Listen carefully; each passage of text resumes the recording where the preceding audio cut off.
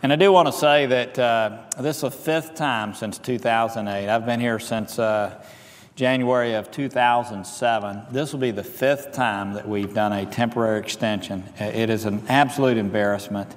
Not only do we not get the benefit of just the economic growth that would come from people knowing that there's a program in place that they could enter into long-term contracts with, that they could buy construction equipment with. In addition to that, this has the tremendous problem of absolutely being generational theft. So I want to get to those comments. I want to thank the senator from Delaware for his leadership and for being here on the floor, and I'll be fairly brief and yield the floor to him. I think if every senator was asked if they were opposed to using budget gimmicks, every one of them would say yes. I'm sure the presiding officer would say the same thing. Many claim that budget gimmicks should not be used as offsets to pay for spending, but time and time again, Congress avoids the tough decision and instead throws our kids under the bus just so we can tell people back home that legislation was passed that was paid for. I've long been against the disgraceful practice of spending money today and paying for it in the future. It's shameful, it's irresponsible, and it's generational theft. Here we are this week looking for a way to pass a bill that would pay for spending that is already happening by using a blatant budget scheme called pension smoothing. Pension smoothing is one of the worst kinds of budget gimmicks. Not only does it allow Congress to spend money today and pay through it through savings accrued in the future, but the gimmick actually loses money. Let me say this one more time. The gimmick actually loses money and drives our nation deeper into debt. Pension smoothing is Congress cooking the books. It shifts tax revenue that Treasury would collect in the future to the present. It starts losing money when the smoothing ends and continues beyond the 10-year window. Combining a highway trust fund bailout that spends 10 years of revenue in 10 months. Let me say that one more time. What we're going to be voting on this week spends 10 years worth of revenues in 10 months. And I just want to say, my friends, my Republican friends, all of us had problems when the president was trying to pass his health care bill. He used 6 years worth of cost and 10 years worth of revenues, which is orders of magnitude better than what's getting ready to happen in this bill this week. Again, 10 months worth of spending, 10 years worth of revenues.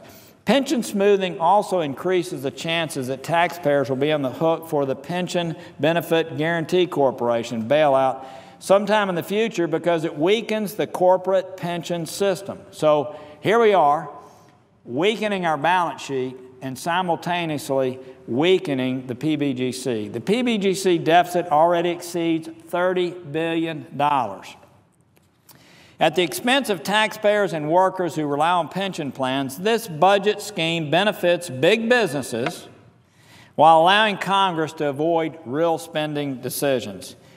I understand the conventional wisdom is that in the haste to leave town this August, enough senators will be here to support the House bill with the pension smoothing gimmick included and not even try to do better. I mean, that's the conventional wisdom.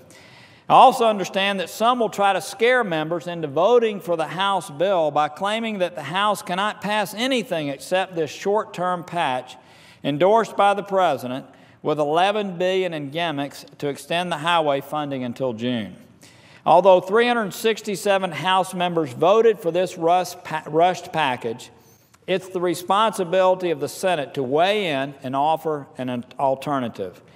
As I have done in previous years, I will continue to oppose these short-term patches to the Highway Trust Fund that allow Congress to avoid doing its job and passing a long-term, sustainable solution to reform and pay for the program. At the very least, we should cut the gimmicks in this bill by $3 billion and do away with pension smoothing. And let me just show, I rarely use exhibits, but this is the gimmick of all gimmicks. Look at what happens when you use it to pay for a short-term bill. You collect the money during the window that is counted, and then from then on, you're losing money. This is a double loser. It's amazing that we can even come up with these kinds of schemes to pay for an already insolvent program. We do it by putting our country further in debt in the future and candidly weakening our corporate pension system. So I'm pleased that there's bipartisan momentum to change this.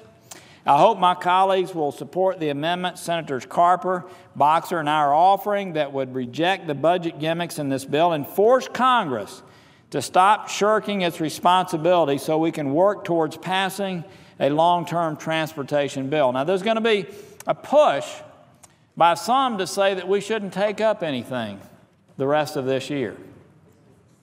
I would just say that I would think every member of this Congress that realizes we've allowed ourselves to get in this jam that we're in July, every member would want to show the responsibility of actually dealing with this year. We have a number of members who are retiring, many who've spent a lot of time on issues like this, and I'd like to see them have the opportunity to come up with a long-term solution. I would imagine that if we did that, the House would want to support a more fiscally conservative alternative, which is what our amendment achieves. So I hope that we will all back our words with actions and reject this irresponsible pay for once and for all and do something far more responsible. And with that, I yield the floor.